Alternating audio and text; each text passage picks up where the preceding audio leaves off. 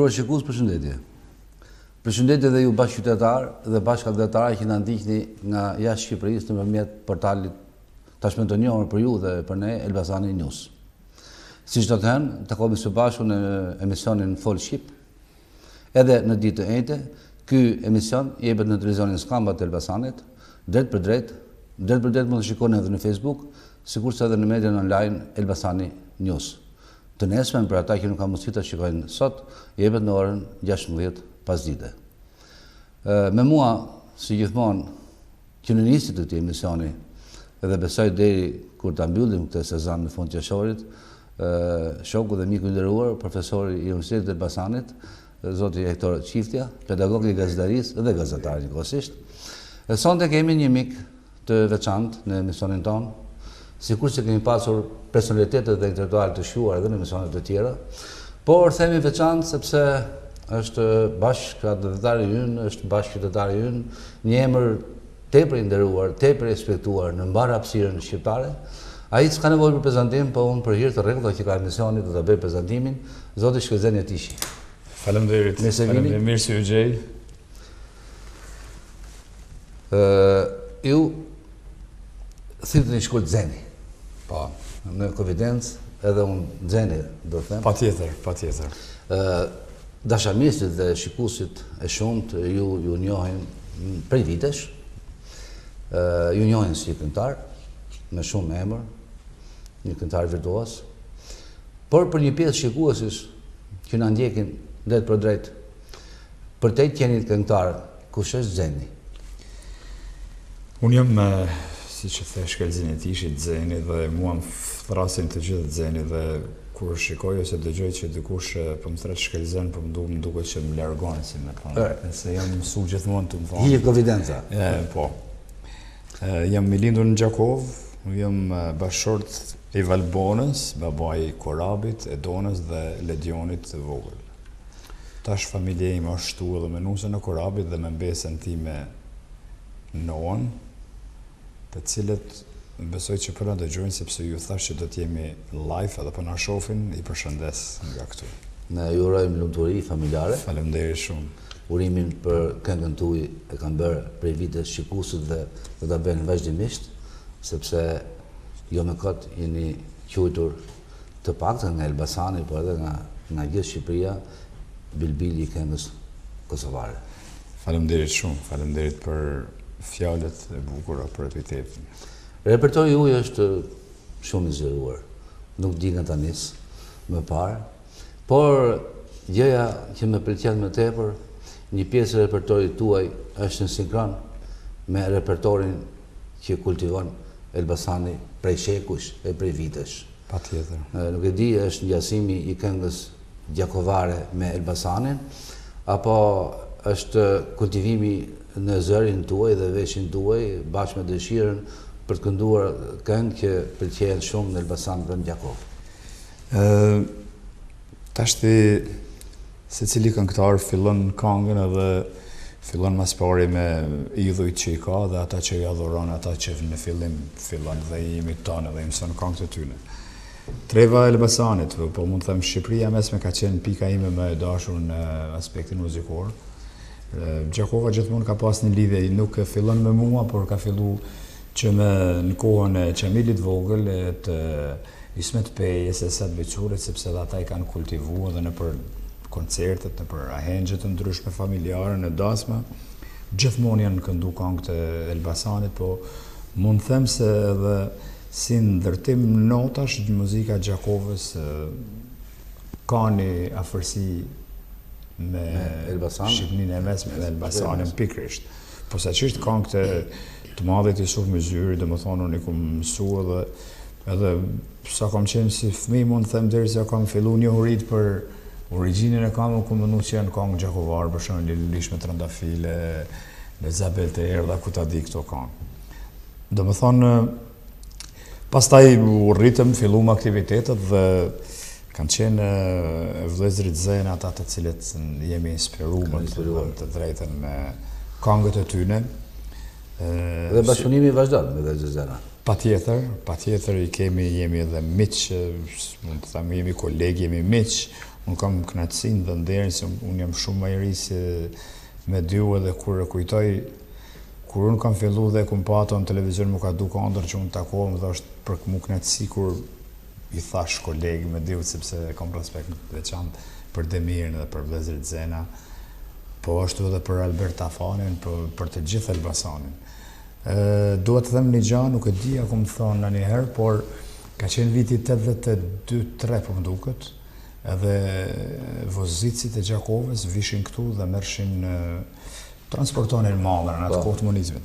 Dhe sollën një kaset dhe në atë kaset ishin fustani me pika, po ishte me tekst tjetër, jo si që ishin mësuta dëgjonin për i fitnetës, me ato cenzurat që kanë qenë. Ka pas ndërhyrje në tekste. Pastaj kur del dili prej me i tepit, që kemo i fiti që për më qanë, byrek, dhe ne morëm ato kongë dhe ishte, për ne ishte u bo një revolucion, më i me të thonë ato vite në Gjakovë në Kosovë në përgjësi me ato kongë. Do më thonë, morëm disa kongë të tamon si që stuat me taban, pa ndikimet politike që kanë qenë të kohës, cilat kanë qenë edhe të ne edhe të ju, po të ju kanë qenë më të madhe.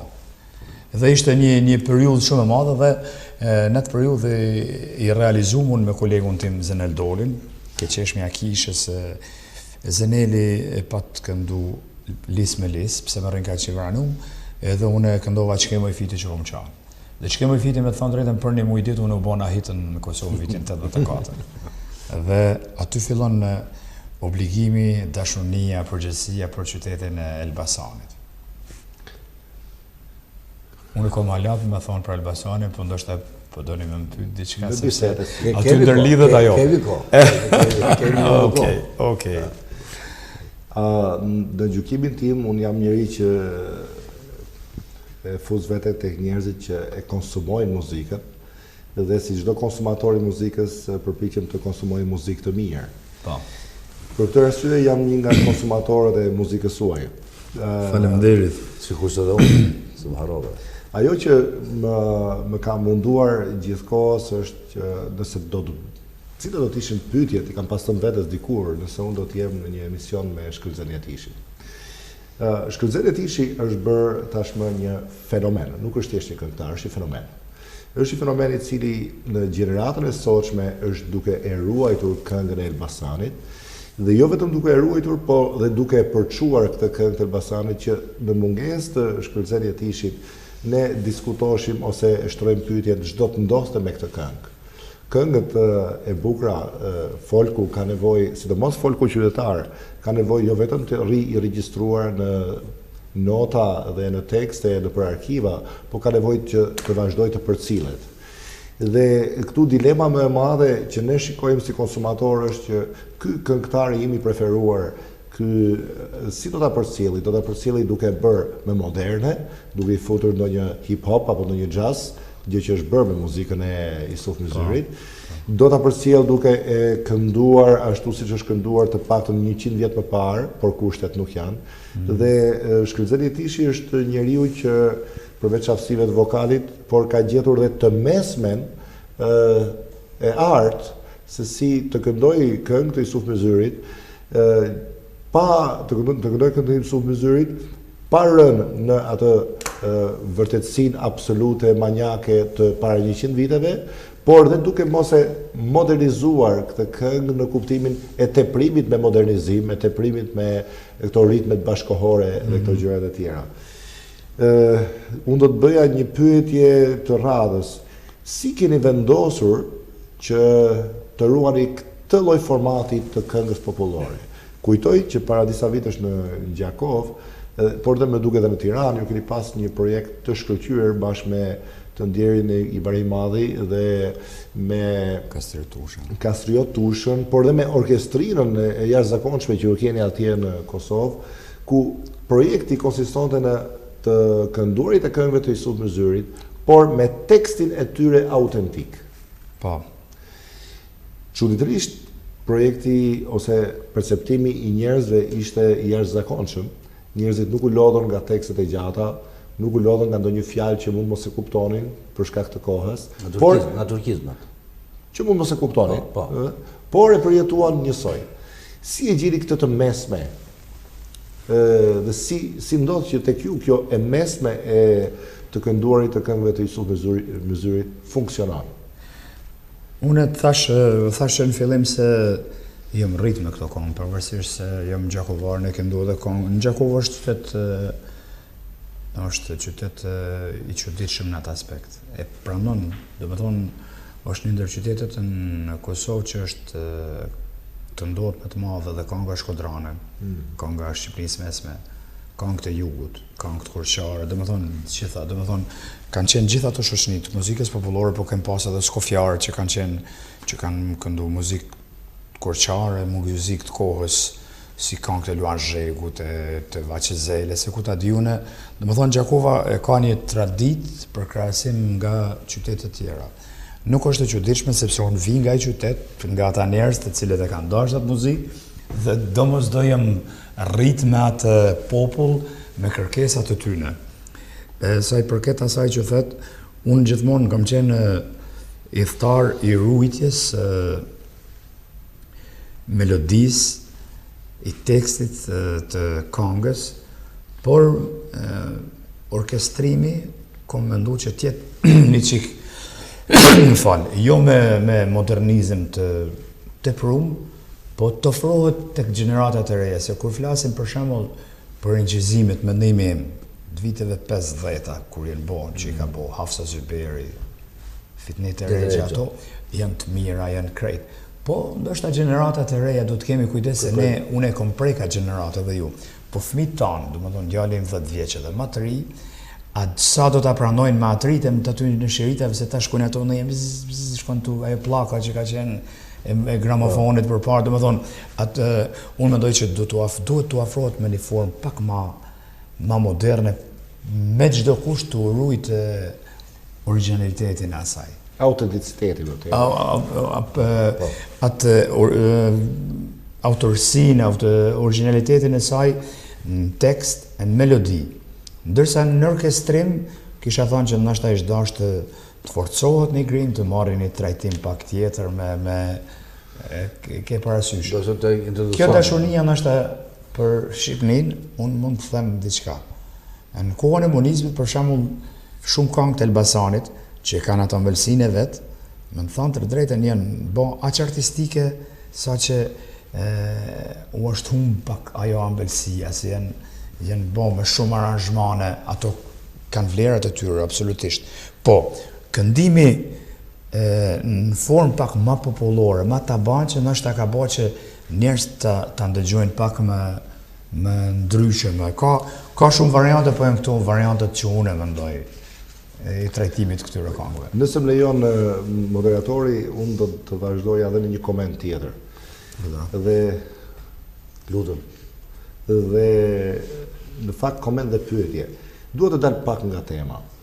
Shkelzen Jetishi si njeriu i cili ka admirimin e shumicës së popullatës që është vendase, që është autoktone, që e quajnë veten qytetare, që është lidhur me Elbasanin, por edhe me Gjakovën dhe kështu, është tashmë shumë i lidhur jo vetëm me këngën popullore, por me këngën e Jusuf Myzyrit.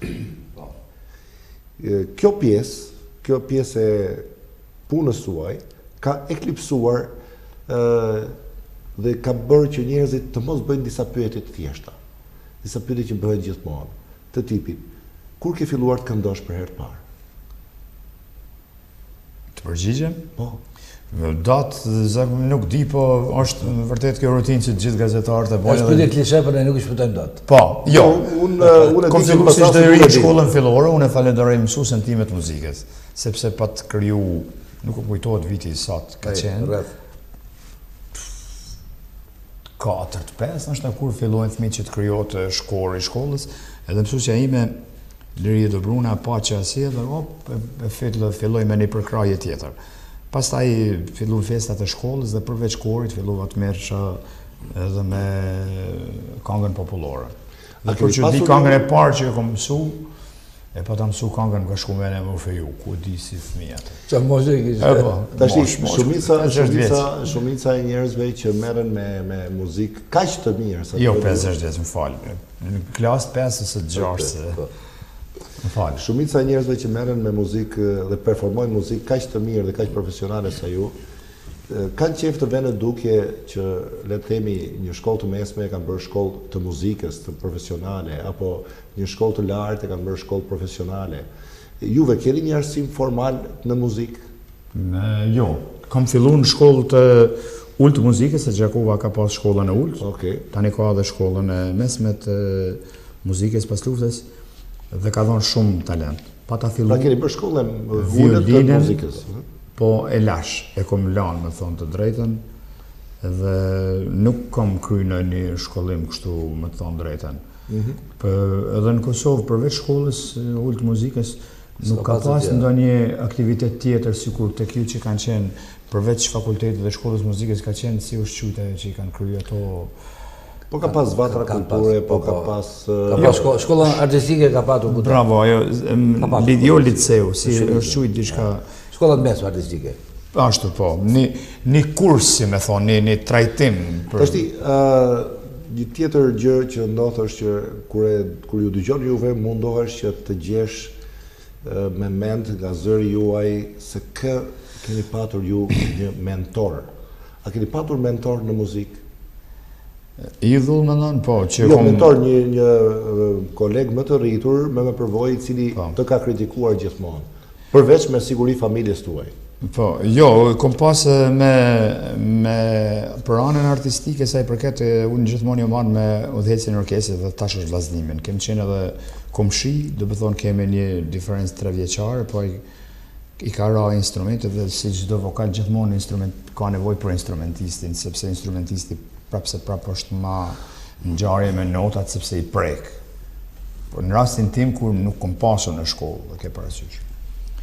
Ai ka qenë, ndërsa si idhull kështu e kom pas Ismet Pejen. Nuk e kam imitu, po kom pas si idhull, si zan, si karakter, si sjelljen sken, si autoritet që ka pas një pesh kur ka edhe ky në fushën e këngës popullore.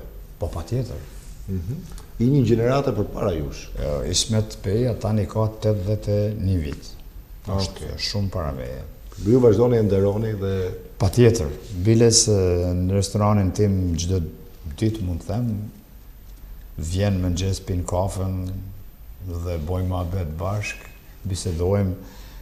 Kam veç kam shtohet respekti për atë njerëz, sepse përgjithsisht çfarë vërejtjesh ose komentesh merrni nga dashamirësit që ju thonë të përmirësoni këtë, përmirësoni atë. Unë jam i sigurt që gjithë thonë mos përmirëso asgjë, po do ketë një që thonë. Unë gjithë i kam dashamir, po ata që më kritikojnë edhe kanë me vendun i marrë edhe për në qortim. Ka ndaj moment, tash nuk mund të kujtoj, po ka momente që dikuj për shembull, sepse përveç këngëve të Elbasanit kom bë edhe këngë të reja, unë për shembull kur kom bë, mund të them për shembull këngën mas pari Rushën, tash sa mujt Rushën e du. Ishte një ndryshim i madh sepse xhenë ishin mësuar ta dëgjonin me këngë të Sumëzyrit, Çamilit vogël, Çkemoj fiti, fustani me pika dhe tash sa mujt Rushën e du. Ajo dul diçka vap me Rushën edhe çka u bë komente xhen ku tek. Po, ajo është një hit sot atë ditë, do më thonë, filloj një ndryshim, ajo kur realizuem vitin 94, nëse s'gaboj, 95, ajo të kala ajo uqini, do më thonë ishin diçka me ndryshe për i dzenit që janë mësu, për atë periudhë. Ka dhe në ditët e sodit që njerëzit punë, me të thonë drejten, gjithmonë ku mësu për i kritikave dhe i ku marrë në kuptimin pozitiv. Sistemin na ka lënë të ndarë si vëllezër të një gjaku jemi prej shumë dekadash. Si e ndje kur ke shkelur për herë të parë në Shqipëri dhe kur? Është një moment shumë emocionues. Kam ardhur në vitin 91 herën e parë. 91, kam ardhur nga Qaftana. Dhe kam hyrë në Shqipëri dhe ishte problem për neve që të merrnim vullet e Shqipërisë, sepse kur u ktheshim pas policia serbe në nxirtet e lashë. Me gjithë lutjen që i ban policit që mos na veja të vula e prap na i vuni. Kaloj ajo. Por kur hyra në Shqipëni edhe pash me gjendje që ne ishim mësuar dhe dishim që Shqipëria është lule, është perfekt. Unë dëgjoja zëra që vishin gjithandej para meje që kishin ardhur këtu, po nuk më isha me i besu vetvetes edhe s'do isha me i besu, sepse ashtu kemi qenë bindur. Hyna në Elbasan ishte terr, shkum Tiranë. Sa di që më mirë. Edhe nuk po shpjegoj, s'po zgjatëm se ku fletën e shkum te 50 katëshi. Po ishte $5-6 ishin të mëdhaja dhe për neve, ke parasysh. Edhe shkum me një vishin ca pleq me bicikleta, thanë kemi fjetje kështu i në kodim, pësni $5, se më kujtojtë ca. Shkum atje me një vend, edhe së më rëndësia, këtë më mëndimi, futëm unë më ra, edhe filloj me qatë të dënes prej bicikletit, prej kiametit. Nuk më isha me besu, as syve të mi, as veshve të mi, as vetë se me qëfar po balavacohem në Shqipëni që unë jam rritë që është një vend lule, një vend i përparum, ashtu kem qenë të edukun me të thonë të drejtë. E mban mend cila ishte gjëja, mund ta formulosh cila ishte gjëja që të ra më shumë në sy për keq? Në Shqipëri? Në Shqipëri, në ngjyrë, në një rastin. Varfëri, me të thonë drejtën ata fëmijë rrugës kur ishishe që kërkonin, do më thonë ato e mbajnë mandë si një emocion tjetër, po muzikën ku më ka ra, petë ku më dëgju dhe mu ka mushe petë zemra, nuk e ku kem pas dëgju atë muzikë, nuk më kujtojt me një vend, edhe u musha me atë emocion, sepse ato që duhet dhe që më ka prit gjithmonë jetë, ato e gjeta prapë aty. Edhe e gjeta ma originale, të pa ngarkune, sepse veç demokracia kish fillu të ju, dhe nuk ishe ngarkune me atë emocionin socialist si që ishte ma për.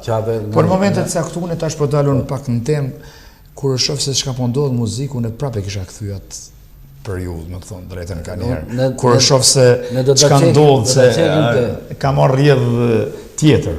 Po në mos ta ndroj rrjedhën e pyetjeve tuaja, po vetëm dashta me e cek këtu për ka një diskutim koincident asaj që thash. Ka një diskutim në qarqe të profesorëve të universitetit, të atyre opinionistëve. Dhe unë doja mendimin tuaj. Diskutimi është që ne jemi të qartë që duhet të ruajtur trashëgimia folklorike. Jemi të qartë edhe jo pse ne duam trashëgimi folklorike, por sepse ne po jetojmë një epokë globalizimi. Fëmijët përgjithsisht studiojnë jashtë shtetit, marrin një kulturë anglosaksone ose jo anglosaksone, perëndimore, me këngë të tjera, me vlera të tjera. Tek ne ka hyrë shumë kultura që quhet kultura e MTV-s, edhe këto kultura bashkëkohore, dhe kemi gjithmonë një frikë se mos zhduket kjo tradita autentike e këngës qytetare elbasanase, shkodrane, gjakuvare, etj. Etj. Si mendoni që mund gjendet një formë që të ruhet kjo traditë, por të vazhdojë të jetë popullore? Unë prapë po ndërlidhem të ajo që thash, më falë, pak më parë, sepse shteti mund të bëjë këtu shumë. Shteti është ajo e cila duhet të investoj sa më shumë si në Kosovë dhe në Shqipëri për rujtjen e këtyre vlerave, sepse është epoke kapitalizmit dhe secili mundohet që ta materializoj me një formë. Dhe individi në moment caktun mund të joshet nga një përfitim, ku ta diun dhe fillon ta zom një njeri që ka një pesh, një vlerë, po morri një devijoj, si me të thonë, për aty ku ke fjallën, ose u josh për një anë materiale dhe një kongë Elbasani e merë dhe asi, do më thonë, e ka një përgjithësi sepse gjenerata tjera do të dëgjojnë atë. Unë mendoj që shteti do të ketë një ensemble, do të ketë një mbrojtje. Për fat keq neve në Kosovë nuk kemi ende ligj të mbrojtjes drejtave të autorit. Askush si mbrojnë drejtat e autorialet. Jo, dhe këtu ka, po jo Shqipëri qenë zbatohet. Si? Ju keni në Shqipëri? Po, është ligji për autor. Funksionon? Jo. Funksionon jo në mbrojtjen e muzikën, se përdor dot muzikën e tjetrit. Por gjithsesi unë di që disjet e unë deshta me dal që shteti i ka instrumentet e veta. Dhe mos të mbetet në durë të xenit, mos të mbetet në durë të kastriotit, bujarit, të afrimit, ku ta diune, e kisha dash që shteti Shteti është shtet. Të investoj për të gjëra nëpërmjet mënyrë institucionale, programeve speciale, nëpërmjet eventeve speciale, nëpërmjet ndoshta duke përdorur asamblin e shtetit, asamblin e këngëve popullore dhe elemente të tilla dhe instrumente të tilla që i ka. Ne kemi qenë më të hapur se ju. Pavarësisht që kemi qenë edhe ne shtet socialist në Jugosllavinë. Por ka qenë ma liberale pak edhe i kemi pa shumë ma herët të ndrimet që kanë ndodhur, domethënë e majnë mend si i ri shumë që ka qenë kur ka fillu kjo turbo folk muzika. Por megjithatë ka qenë një shtet i cili e ka pas një muzikë shtetënore, për shembull radio televizioni i Beogradit që ka qenë ato televizionet, po nuk po flas për të Prishtinës, sepse ne përjetuam prej të thënishit mund të them një revolucion muzika popullore. Sepse me atë gjetëm një armë të kundërvihemi kundër rezistencë, mund të them. Revolucion, domethënë aty u krijuan shoqëni pa mas muzikore. Çdo industri, çdo fabrikë që ishte krija ansamblin e vet. Në Gjakov kanë qenë pa numër. Në Prishtinë po ashtu. Edhe të folklorit. Nëpër fshatat ndryshe kishte një fshat 2-3 ansamble. Domethënë ka qenë një revolucion sepse ishte një armë me të cilën ne e mbanim atë emocionin, patriotizmin tonë. Po. Prandaj e përmenda radio televizionin e Zagrebit të këto që kanë qenë. Ata i kanë pa, ose bulgare që i kanë porcel, ose që i kanë pa greke, e kanë pas kësit muzikën rikomponune. Po prapë kur shikojshën në televizionet të tyne, shteti si shtet kur dilte muzika mirëfill dishin këngëtarë që të kishin vendin e vetë. Me sa di unë, gjatë luftës në Kosovë, jeni vetëm një këngëtar që kemi marrë zi. Nuk keni dalë në skenë. Nuk kam dalë një periudhë prej kur ka fillu lufta në Drenicë, edhe deri kur janë lëshu të burgosurit e Gjakovës, grupi i parë që ka qenë, neve nuk kem pas, domethënë 2 vjet e gjysmë nuk kem pas aktivitet muzikor. Po dalë prapë të ajo qëroditja që kem të folë për muzikën. Qëroditja muzikës shqipe në Kosovë filloi me mbylljen e radio televizionit Prishtinës, sepse atë kishte qëllim serbi, sepse e dinte që aty është baza e rujtja e muzikës mirëfill. Me mbylljen e radio televizionit, puna met në individ. Dhe të gjithë muziciantët shumica, unë jo, dulen në për Maqedoni dhe filloi aty mishmash, filloi tallava, filloi pa kur fare institucion kur gjo, dhe për ato thash që shteti e ka. Se po të kishte vazhdu të ishte mos të rënohej radio televizioni Prishtinës si që ishte, nuk do të kishte ndodhë kjo. Sepse ai sindrom atër u lindin në Maqedoni, edhe u lullzoj edhe në Shqipëri, edhe në Malzi edhe gjithandaj ku ka shqiptarë. Dhe nuk pat në institucion që t'i thonë të dzenit stop, se që ke zban. Mos t'ja editoj. Nuk është mirëfill, nuk ka editim. Ti mundesh me punu për kafenet ndryshme për ato kanë ekzistuar gjithmonë, edhe ekzistojnë sot atë ditë, po ama jo më ia dhon të drejtën në televizion. Tash është edhe më keq është se kemi edhe televizione private, të cilat për arsyet e tyre të mbijetesës nuk kanë kritere. Po, nuk kanë kritere, jeni dëshmitar dhe ju vetë, edhe në Shqipëri, edhe në Kosovë. Është siguria edhe këtu. E pra. Në tregun muzikor shqiptar janë me qindra këngë të këngëtarëve të Kosovës, që përcillen nga Breziri, keni ndonjë rezervë për tekstet e tyre apo për llojin e muzikës? Unë që në fillim e thash që kur folëm për muzikën e Elbasanit se jem për një ndryshim, se duhet njëru megjithatë të rujt vlerat duhet me ecë pak a shumë me kohën. E përkrah një muzikë moderne, po të ketë ca kritere të cilat të paktën e identifikojnë si muzikë shqipe. Nëse bëhet një ritem shumë modern që i përmendë që është i huazun nga MTV-ja, po të kishte një qifteli, ose po të kishte i klarinet, ose një laut, ose ajo për mua është okej. Mund të thyej. Do më thonë, jam për moderne, sepse rinia sot, pse isha mra me një pub në Gjakov, pati muzik live, ku performoj djalim, dhe pasi e kryin fillu me DJ.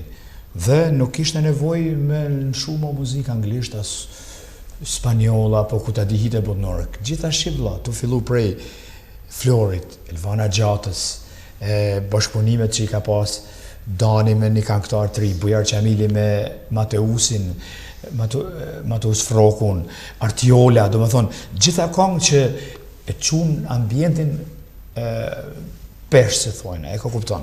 Do më thonë, unë jam për ndrimet të cilat duhet të ndodhin, po megjithatë të ketë një frymë të shqipes. Sidomos në tekste. Sa I përket teksteve, unë mendoj që tekstet ka shumë tekste të këqija, ka shumë bukura, Po, ka. besim, por edhe ka dhe tekstet bashkëtardume që nuk e meritojnë. Qa ka edhe banalitetin to që është mkate dhe gjuna që ti dëgjojnë fëmijët tonë. Ka njerë të vjen me ndalë televizionin ose radion. Këto të themi këtë zënë dhe Elbasan?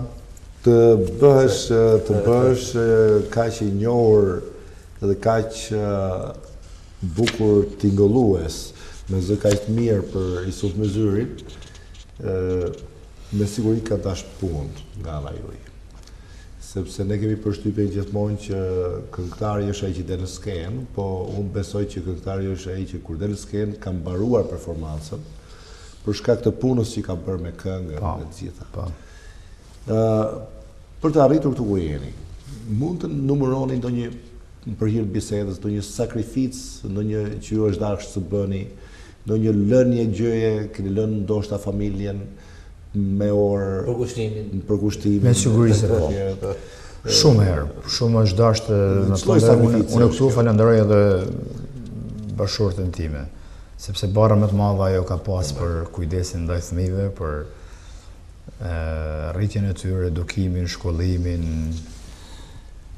Momente ka shumë që kemi qenë edhe jashtë shtëpisë me Kam fjalën edhe për sakrificë po profesionale. Edhe provat e për nga provat mund të përmendej se kem bo shumë. Kem bo verës, kem bo dimnit për një koncert është dashur, siç e the, paraqitja në skenë aty është kryq çdo gjë, domethënë jesi. Mund ta cek një rast, ishte dimër dhe neve bënim prova në shtëpinë tonë, në shtëpinë time, rëmët pas nana, dytëshim një stufë me drunat dhomën ku ishte familja dhe ne bënim muzikë një dhomë tjetër. Nuk ishim mundësi të ndezim dy stupa dhe e solli një tangar, I thoni tangar me prush. Mangalë themi. Mangal, po. Edhe ne bënim prova dhe ishim hutu gjatë provave, s'dinim gjë. Binte borë ishte acar në dimër. Dhe kishim bë 3-4 orë prova dhe qomë dhe dalim. Si dalim jashtë 3-4 vetë bim tokë, sepse ishim byllë, na kishte ra kokës ai prushi, si me thonë. E kishte argju oksigeni. Po sa dolem në borë, 2-3 u urzume dhe qa u bo. Do me thonë, ishim harru në prova, në ushtrimet që kishim bëjshim. Këto janë nga këto sakrificat e mëdha. Është një tash që mund t'i ceki shumë. Unë kujtoj edhe, unë e quaj edhe një pjesë e sakrificës, edhe faktin që për të marrë këngët e Mirzenës e të këtyre, në atë kohë ju I merrshit para 90-s I merrshit ta themi troç të kontrabanduara. Është e vërtet. Këngët pra merrje kasetën, por kaseta nuk kalonte zyrtarisht atje. Jo. Dhe kalonte për hir të pasionit tuaj, dhe kjo është një nga format më të bukura të kontrabandës. Edhe të pranueshme. Kjo është më të bukura dhe kjo I bën kompliment kontrabandës vet. Ajo ishte një pjesë si e ndjer kur mas kaq kohësh mbasi këndoje këngët dhe njihje muzikën e vëllezërve Zena, kur I ke takuar? Vëllezërit Zena I kom taku mas demokracisë. Si e ndjer kur shumë I emocionon. Dhe I kemi taku në Gjakov, patë në ardhë dhe ka qenë edhe ai Vozici që na patë sjell atë kasetën. Ka qenë ato kasetat e bardha, me ato indian kanë qenë ato Merko, majs në mandë si sot ka qenë një emocion I veçantë. Po problemi më I madh ka qenë se ne kemi pas edhe ne cenzurë. Me organizimin në koncert për shembull me këngët e Isuf Mezyrë që I kemi bërë të Elbasanit atë koncertin që thash edhe me këngën Shkemi I Fiti, ato që I kemi kënu, ne u dashtë në sekretariat punën e veçme të quajmë listën se çfarë këngë do të jenë. E kërkojshin edhe televizioni. Po për fat këtu kanë qenë këngë lirike të cilat që nuk kanë pas gjën. Dhe serbit nuk I ka interesu kur s'ka po atë në gjë. Problemi ka qenë në koncertet që I mbajshim neve që nuk ka pas në koncert në ato vite që ne nuk I kem pas edhe këngët epike cilat I kem kënu të herojve të ndryshëm të kohës, të herojve tonë si këtej, si Andej Kufiri, do më thonë në të dy anë. Dhe aty ka qenë një sakrifis mjaft e madhe, bile 2-3 herë kemi pas edhe në ndërprerje të koncerteve, sepse ovacionet e publikut kanë qenë të mëdhaja, kem pas ndërprerje edhe të provave, sepse kanë pas njerëz të cilët I kanë dërgu aty, dhe kanë thonë që kënohet për mitë Sokolin e për ata që kanë qenë. Tashti, rikujtoj dhe me njerëzit që më shkruajnë këtu, para 2 vjetësh ju I dhatë Elbasanit një lajm. Lajmi ka qenë në një koncert, kam përshtypjen për një ditë vere, atë festën e madhe që ne bëjmë, ju ishit I ftuar, 2 ose 3 vjetë, dhe ju dhatë lajmin që ne na gëzoi që ju jeni shtetas shqiptar, dhe jo vetëm aq, por jeni me banim në Elbasan. Kjo ka një simbolik brenda që Elbasansit I knaq, I gëzon. Une jo 2 vite, po jem 6 vite. Në vazhdim të Hektorit, pse zgjodhet Elbasanin? Po bën 6 vite që unë jem shtetas I Elbasanit. Kur mbajtëm koncertin para 7 viteve me Kastriotin, koncertin e parë, ftuam ishte prezident zotri Bamir Topi. Dhe nuk pati mundësi që të vi. Pastaj e naftoi në një vizitë në Tiranë dhe na priti në shtëpinë e tij na priti. Falenderoj shumë për pritjen që na ka bëu mua dhe Kastriotin. Dhe tha, ç'mund të bëj për ty, për kënaqësinë që na sollëm ato këngë që I patëm boti sot me zyrë. Edhe I them Kastriotit që të lutem thuaj një pasaport shqiptare, do t'ishte ëndër për mua që ta kem një pasaport shqiptar. Edhe ma dha dekretin. Pastaj erdhi puna që ku të bëhem qytetar. Kisha plot miq që do tropojnë, e kemi 15-20 kilometra, Kuksin po ashtu shumë afër, tash ja do të shkoj të bëhem në Elbasan. Sepse është simbolika ime që më lidh me këngën. Vetëm gjë ka qenë që mund të shkoja sepse tash për një dëvtes, certifikat lindje, si I thonë, unë du të marrë në Elbasan nëse më duhet, për se ra puna sepse vitin e kaluar bëra bashkimin familjar me shoqen time dhe asaj mora pasaportën dhe djalit të vogël. Dhe ajo tash u bë Elbasanase. Po, dhe gruaja dhe djali vogël, dhe Besimi është në ngjarje. Këtu du ta falenderoj Besimi për krajën që më ka bërë me gjithë Gjimi Vile, edhe kryetari në komunës, një respekt veçantë nëse na shef zotri Qazimi. I dëshiroj shëndet dhe gjitha të mirët dhe punë të marë, njeri zotni, po mbi gjitha dashamir I muzikës, se mirë fill. Dhe për përkrahjen dhe lehtësirat që më bën për pajisjen time si qytetar I Elbasanit dhe si shtetas shqiptar, do më thonë, une me qëllim të caktuar një marrë dhe ku më bën në Elbasan. Në qëllimi vetëm ka qenë si muzika, jo tjetër. Tashti, dëgjojmë që jeni shumë I angazhuar sepse keni muzikën dhe projekte muzikore. Kam dëgjuar që është një projekt për një resort ku njerëzit kënaqen, keni një restorant. Por keni dhe 2 djem apo 3 djem? 2 djem. 2 djem, një qik edhe një gru. 2 djem dhe një vajzë. Një vajzë, po. Tashti, djem, kanë tërmend të merren me këto? Po, Korabi merret, Korabi është, mund të them një... Djali I madh. Djali I madh, merret me muzikë, po ai popullor jo pak është me muzikë pak ma moderne, ma të kohës. Ka disa 2-3 albume të tij ka dhe është vazhdimisht aktivisht merret. Pse nuk është afër muzikës popullore? Është. Po, shiqo. Në Kosovë thojnë, po theme një figurative, është zërë me qenë djali I babës mirë. Dhe me thonë, Korabi sa ka lehtësi me u marrë me muzikën popullore, tu pas parasysh mbështetjen time, përkrahjen time edhe të njerëzve që njoh, aq ka vështirësi sepse kërkohet 2-3 herë më shumë se sa xeni. Jo që nuk mund t'i kaloj ato, por është edhe më I ri, jeton me një epokë tjetër, domethënë. Po 2 fëmijë të tjerë? Dona është në Amerikë martuar, djali ka 10 vjeç, nuk kom vrejt hala në një... Në Itali. Po vajza? Jo, vajza jo. Ajo pa të fillu me këndu diçka, edhe nuk ka pas prirje, I bëra një këngë dhe I thash babi, thash, vazhdon grupin e vallëve nëse do në me vallëzu. Është vallëtar. Është vallëtar. Ju nuk këndoni playback. Rallë, jo, në aktivitetet që i kam të mijat, jo. Ndodh në një koncert kur është për shembull në një paraqitje, në një sidomos të përvjetore që bëhen tani pas luftës të betejave të ndryshme që kanë qenë në Kosovë, po 99% e aktivitetit im është live, si këtu, si në diasporë, si çdo kohë. Keni dhënë koncert në Serbi? Si? Në Serbi, keni dhënë koncert?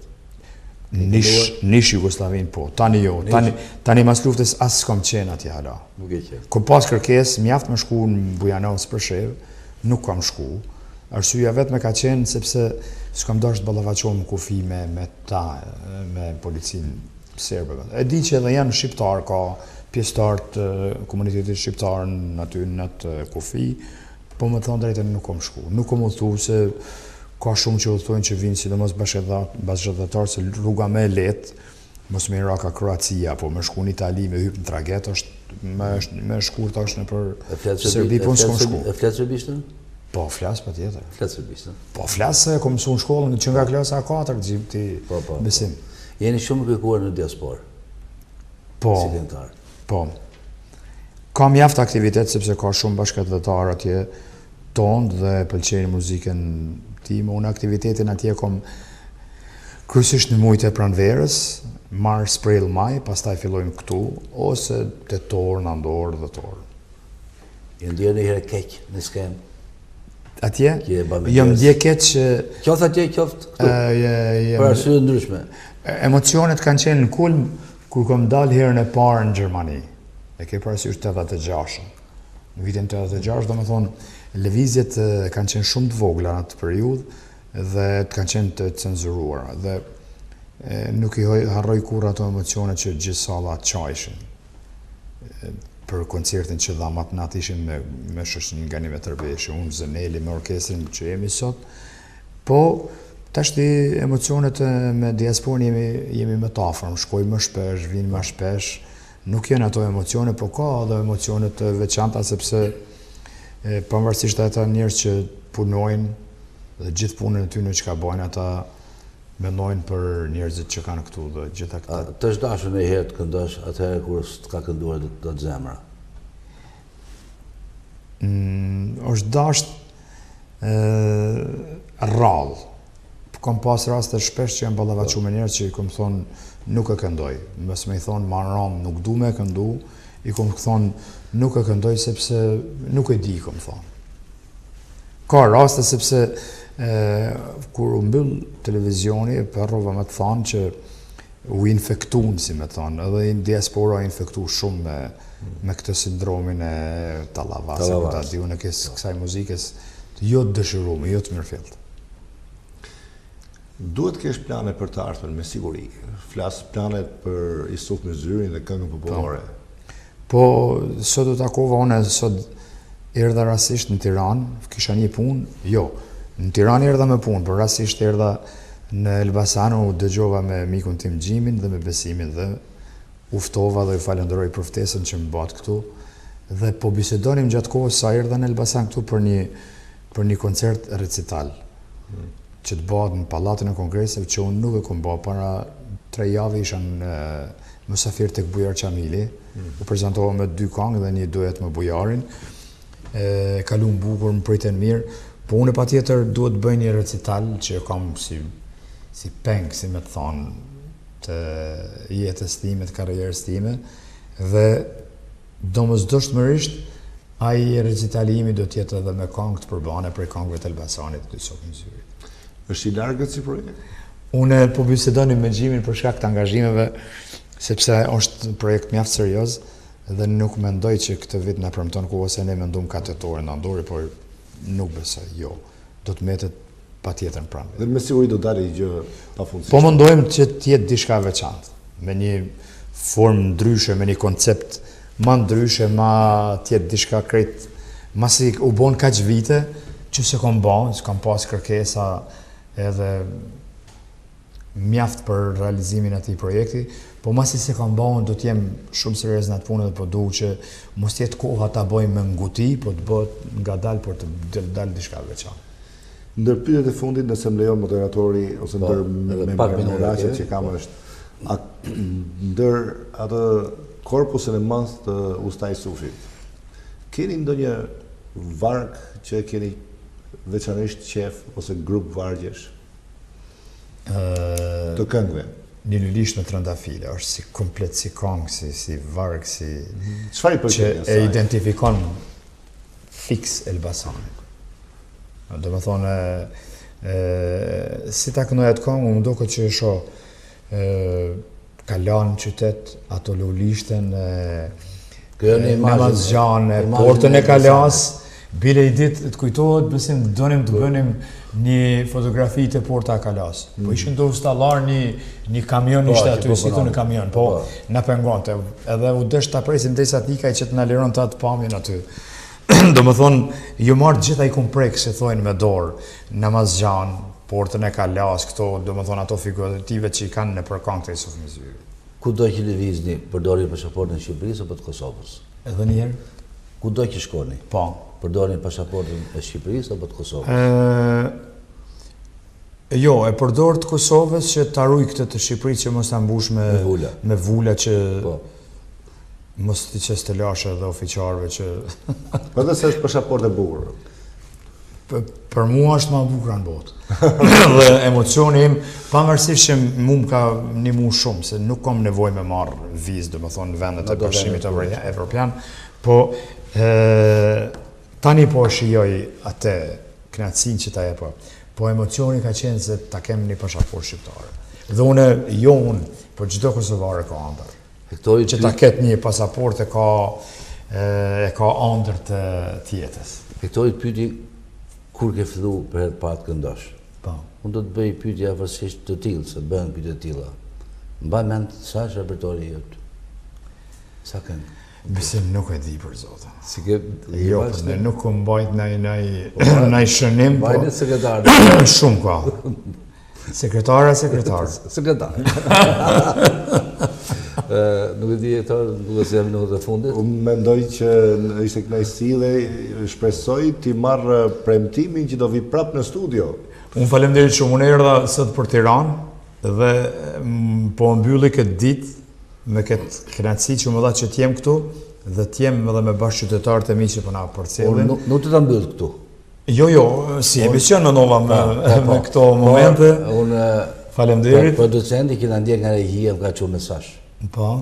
Më lutet të këndosh live pa orkestër, siç këndohet në karaoke. O në lulisht me drana o file, është parajsa e vërtet, aman, është parajsa e vërtet. Ky është vellë ku knojnë bilbilat, flak që doq, ja, shikoj i shkretet. Të këndon zemra? Faleminderit shumë. Ky është mesazhi më i bukur mbase për të gjithë qytetarët e Elbasanit dhe për të gjithë ata që na kanë ndjekur. Faleminderit shumë edhe mua që ma fut që t'jem sa më afër këtyre miqve që po na përcjellin. Të nderuar shikues, emisioni përfundon këtu. Me Zenin nuk gopesh duke biseduar, por emisioni ka limitin e vet të kohës. Ne ju falenderojmë të dy që ishit bashkë sonte për ne, për shikuesin e televizionit tonë dhe për të gjithë ata që na kanë ndjekur tek Elbasani News edhe në Facebook. Emisioni ynë ritransmetohet nesër. Faleminderit Jetishi. Faleminderit shumë. Faleminderit juve për pritjen. Faleminderit shumë.